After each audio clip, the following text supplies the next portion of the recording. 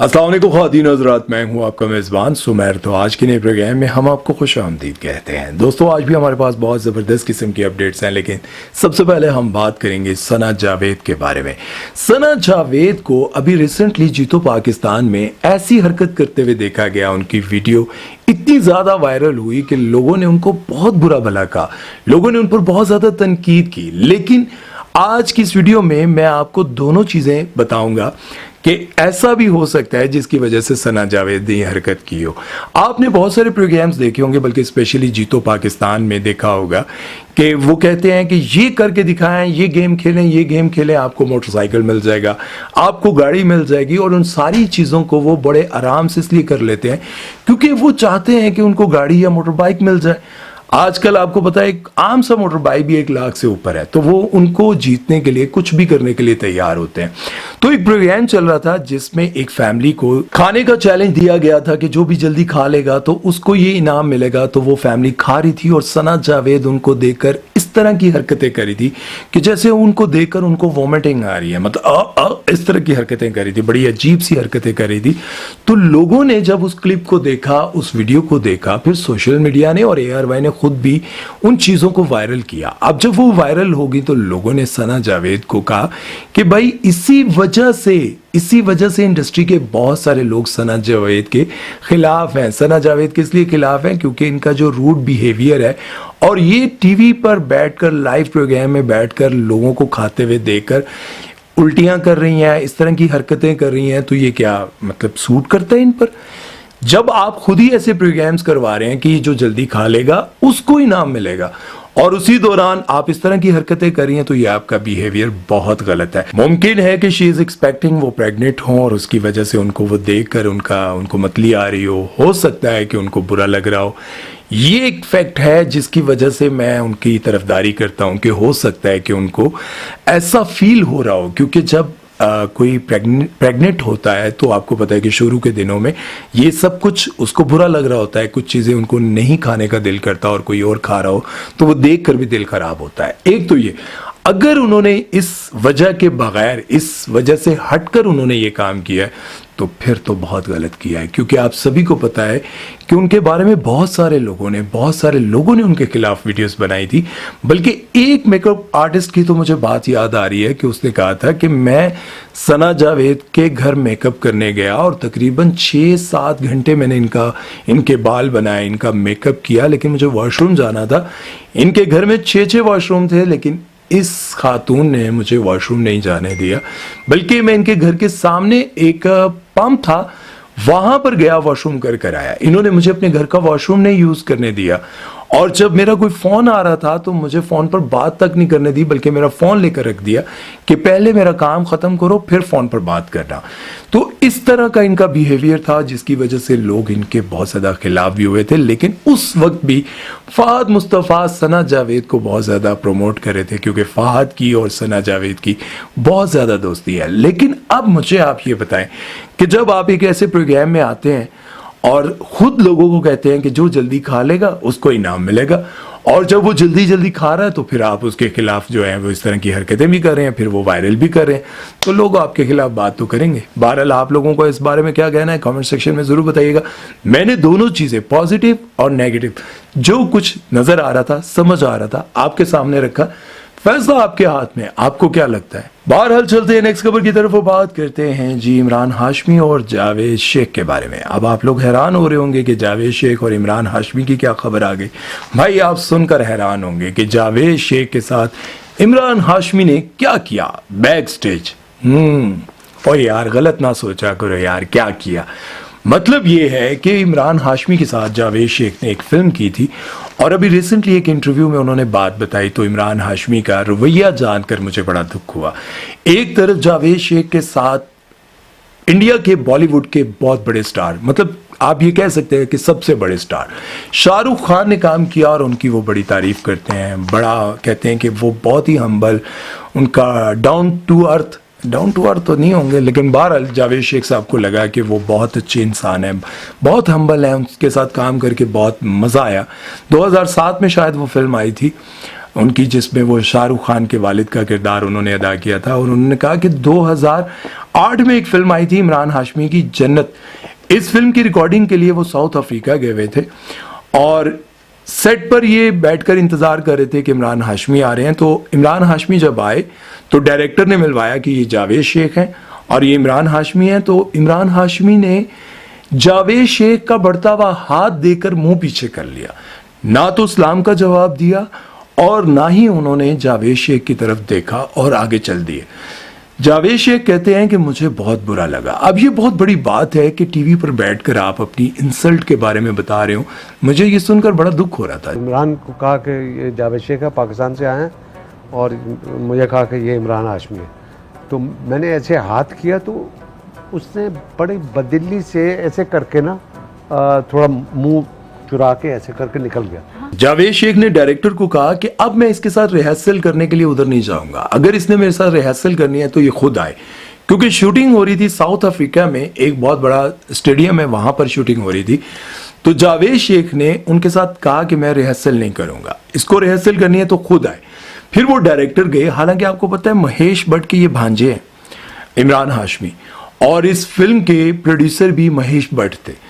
उन्होंने डायरेक्टर को फिर कहा कि जाओ इमरान हाशमी को कहो कि तुम यहाँ पर आओ। उन्होंने वहां पर आकर उनके साथ रिहर्सल की, लेकिन उनका बिहेवियर बहुत ही बुरा था। अब यार देखो, एक लड़की के साथ तुम्हारा बिहेवियर ऐसा होता है कि पूरा जमाना देखता है भाई।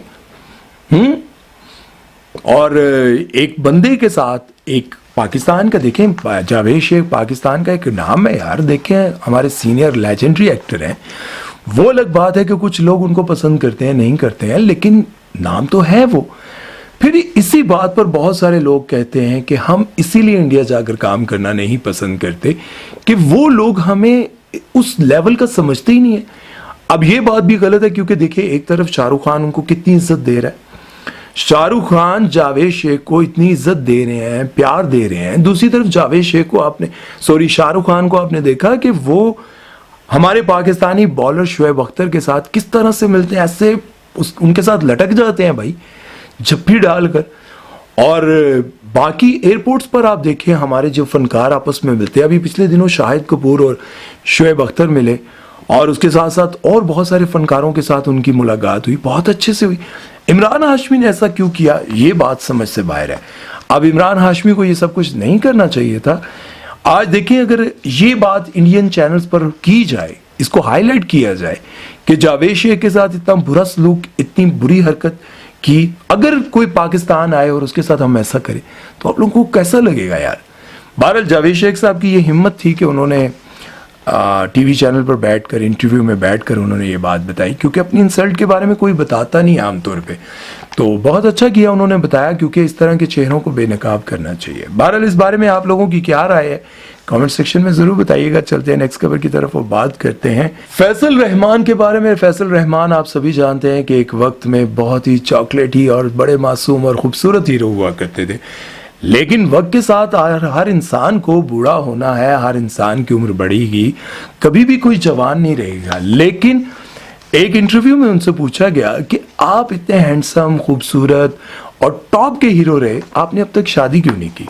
उन्होंने क्या दुखी सवाल मुझसे पूछ लिया है भाई। वैसे आप इतने हसीन जवान थे, हैं लड़कियां आपकी बहुत फैन थी और हैं भी, शादी क्यों नहीं अभी तक की आपने? रख के हाथ रख दिया। मैं भी चाहता था कि शादी हो जाए, लेकिन शादी हुई इसलिए नहीं क्योंकि मेरे मिजाज की लड़की मुझे नहीं मिली। अब तो जाहिर है उनकी उम्र मेरे ख्याल है 60 साल से ज्यादा ही होगी, लेकिन वो कहते हैं कि मेरे मिजाज की लड़की मिली नहीं। उन्होंने कहा कि अगर मिल जाए तो शादी कर लेंगे। उन्होंने कहा हाँ जरूर कर लूंगा। किस मिजाज की लड़की चाहिए? उन्होंने कहा कि ना तो ज्यादा पढ़ी लिखी हो, ना लंबी हो, ना बहुत ज्यादा खूबसूरत हो। उसकी वजह यह है कि अगर बहुत ज्यादा पढ़ी लिखी हो तो वो अपनी फिलॉसफी, अपनी बातें झाड़ती रहती है, वो ज्यादा बातें ना करती हो, खूबसूरती का नहीं, सॉरी, उन्होंने कहा था कि ज्यादा बोलती ना हो। जो लड़कियां ज्यादा बोलती हैं वो अपने आप को बहुत ऊपर समझती हैं और फिर जाहिर है इंसान की अकेले ज़िंदगी अच्छी गुजर रही हो तो इंसान शादी के बाद मुसीबत में पड़ जाए, हर बात पे वो कह रही हो कि मुझे सब पता है, मेरी बात सबसे ज़्यादा ठीक है, मैं जो कह रही हूँ वो ठीक कह रही हूँ, अगर कोई इस तरह की बातें करेगा तो फिर इस उम्र में शादी करके मुझे क्या फ़ायदा होगा। बहरहाल अगर मैं मुझसे कोई शादी करना चाहे तो वो सोचे कि वो ज़्यादा बोलती ना हो और ना ही वो ज़्यादा पढ़ी लिखी हो। खूबसूरती तो ज़ाहिर है कौन कहता है खूबसूरत ना हो, हर बंदा ही कहता है खूबसूरत हो। उसके बाद उनसे पूछा कि आपने जब शर्ट उतार के वीडियो बनाई थी तो लोगों ने आपको बहुत ज़्यादा ट्रोल किया था, बहुत ज़्यादा आपको हेट मिला था, क्या अब भी आइंदा भी आप कभी शर्ट उतार के वीडियो बनाएंगे? तो उन्होंने कहा हाँ ज़रूर बनाऊंगा। मैं लोगों को ये बताना चाह रहा था कि भाई लोग मुझे ये समझ रहे हैं कि मैं बूढ़ा हो गया हूं, तो मैं बूढ़ा नहीं हुआ हूं। देखो मैंने अपनी फिटनेस का बहुत ख्याल रखा हुआ है, लेकिन लोगों ने उस वीडियो को गलत समझा। लोगों ने ये समझा कि मैं ये दिखाना चाह रहा हूं कि मेरी बॉडी, मतलब बॉडी भी वो बता रहे थे कि ये मसल, ये मसल, ये मसल। लोगों ने कहा कि भाई ये मसाइल हैं, मसल नहीं है। बहरहाल फिटनेस क्या है, मतलब वो शुरू से ऐसे ही स्लिम स्मार्ट थे और आज भी वैसे ही हैं, उन्होंने अपनी फिटनेस का ख्याल रखा हुआ है। वो कहते हैं कि मैं बूढ़े अब्बा का कैरेक्टर नहीं कर सकता हूं कि एक बाप है जो बैठा हुआ है, बेटी के साथ जुल्म हो रहा है और वो रो रहा है कि मैं कुछ नहीं कर सकता। इस तरह के बेबसी वाले किरदार आज भी मैं नहीं कर सकता और ये सब कुछ दिखाने का मकसद ये है कि मैं आज भी हीरो आ सकता हूं। लो जी, क्यों नहीं आ सकते हो भाईजान तुसी हीरो? ਤੁਹਾਨੂੰ ਤੇ ਅਸੀਂ ਅੰਕਲ ਵੀ ਨਹੀਂ ਕਹਿ ਸਕਦੇ, ਹਾਲਾਂਕਿ ਸਾਡੇ ਅੱਬੂ ਜਦੋਂ ਜਵਾਨ ਸਨ ਤੇ ਅੱਧੂ ਵੀ ਤੁਸੀਂ ਜਿਹੜਾ ਉਸ ਤੋਂ ਵੀ ਪਹਿਲੇ ਤੇ ਆ ਰਹੇ ਹੋ ਤੇ ਅਸੀਂ ਤੁਹਾਨੂੰ ਹੁਣ ਵੀ ਅੰਕਲ नहीं कह सकते हैं, ਅਸੀਂ हले भी ਤੁਹਾਨੂੰ भाईजान ही कहेंगे। बहरहाल फैसल रहमान के बारे में आप लोगों का क्या कहना है कि वो हीरो आ सकते हैं? और अब उन्होंने अगर शर्ट उतार कर वीडियो बनाई तो आप लोग उनके बारे में क्या लिखेंगे, ये आपने अभी से कमेंट सेक्शन में लिख देना है ताकि ये वीडियो अगर उनके सामने आए तो वो जान सके कि लोग उनके बारे में क्या कहेंगे अगर अब उन्होंने शर्ट उतार के वीडियो बनाई तो। चलते हैं नेक्स्ट खबर की तरफ। वो बात करते हैं नुमान एजाज और सैयद जिब्रान के बारे में। सैयद जिब्रान और नुमान एजाज आपस में बैठे अच्छे मूड में गपशप कर रहे थे और वीडियो बना रहे थे। सैयद जिब्रान की गोद में नुमान एजाज ने सर रखा हुआ था और कोई बात हो रही थी तो इस पर उन्होंने, नुमान एजाज ने एक जवाब देते हुए ये कहा कि अगर मैं बोलूंगा तो लोग ये कहने लग जाएंगे, मतलब वो पाकिस्तान और इंडिया के हवाले से कोई ऐसी बात करना चाह रहे थे। तो उस पर नुमान एजाज ने कहा कि अगर मैं कुछ बोलूंगा तो लोग ये कहने लग जाएंगे शर्म नहीं आती, इस मुल्क ने तुम्हें इज्जत दी, इस मुल्क ने तुम्हें पैसा दिया, इस मुल्क ने तुम्हें ये किया, इस मुल्क ने वो किया। तो भाई मुल्क कोई किसी को कुछ नहीं देता, अल्लाह देता है, अल्लाह देता है, अल्लाह के सिवा कोई कुछ नहीं देता। दुनिया में आप कहीं भी रहें, मुल्क किसी को कुछ नहीं देता। जो आपके नसीब में, जो आपके मुकद्दर में लिखा होता है वो आपको मिलकर रहता है और इसमें कोई शक नहीं। देखिए इंसान को मुल्क कोई कुछ नहीं देता। ज़मीन सारी है, पूरी दुनिया में ज़मीन है, हर ज़मीन के टुकड़े का अलग से नाम है। वो ज़मीन आपको कुछ नहीं देती, देता वाकई अल्लाह है। इसी मुल्क में रहते हुए बहुत सारे लोग गुर्बत की चक्की में पिस रहे हैं और इसी मुल्क में रहते हुए बहुत सारे लोग एक एक दिन का 50-50 लाख रुपया भी कमा रहे हैं। लिहाजा इस बात को तो मैं भी मानता हूं कि मुल्क किसी को कुछ नहीं देता, ज़मीन किसी को कुछ नहीं देती, जो भी देता है अल्लाह देता है। और इस बात पर उन्होंने, मेरा ख्याल है, बिल्कुल ठीक कहा है। उन्होंने कहा कि एक्टर्स की कोई बाउंड्रीज नहीं होती। कोई भी फनकार इंडिया में भी जाकर काम कर सकता है, हॉलीवुड में भी जाकर काम कर सकता है और अगर वहाँ जाकर वो किसी के काम की तारीफ करता है तो लोग ये कहने लग जाएंगे अपने मुल्क के साथ, अपने मुल्क के साथ तुम्हें इस मुल्क ने ये दिया, इस मुल्क ने वो दिया। लेकिन ये मैं बहुत क्लियरली बात कर दूं कि मुल्क किसी को कुछ नहीं देता और फनकारों की कोई बाउंड्रीज नहीं होती। वो कहीं पर भी जाकर काम कर सकते हैं और किसी भी काम को अच्छा कह सकते हैं। बहरहाल इस बारे में आप लोगों की क्या राय है कमेंट सेक्शन में ज़रूर बताइएगा और अपना बहुत सारा ख्याल रखिएगा। ये ज़रूर बताइएगा कि क्या वाकई लोग एकदम से ऐसे हो जाते हैं? शर्म नहीं आती अपने मुल्क के बारे में ऐसे कहते हुए? शर्म नहीं आती? जिस तरह से मैं कभी किसी के बारे में बात करता हूँ तो लोग कहते हैं अपने लोगों के। भाई जब अपने लोग नंगे होंगे रोडों पर तो उनके बारे में बात तो करनी पड़ेगी ना। हम अपने उन लोगों के बारे में बात तो नहीं करते जो घर की चार दीवारी में अपनी ज़िंदगी गुजार रहे हैं।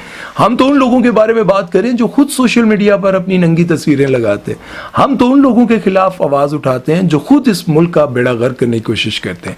क्या आप मेरी इस बात से इत्तफाक करते हैं? तो कमेंट सेक्शन में ज़रूर बताइएगा और अपना बहुत सारा ख्याल रखिएगा, दुआ में याद रखिएगा। सुमैर चौधरी को दीजिए इजाज़त। अल्लाह हाफिज़।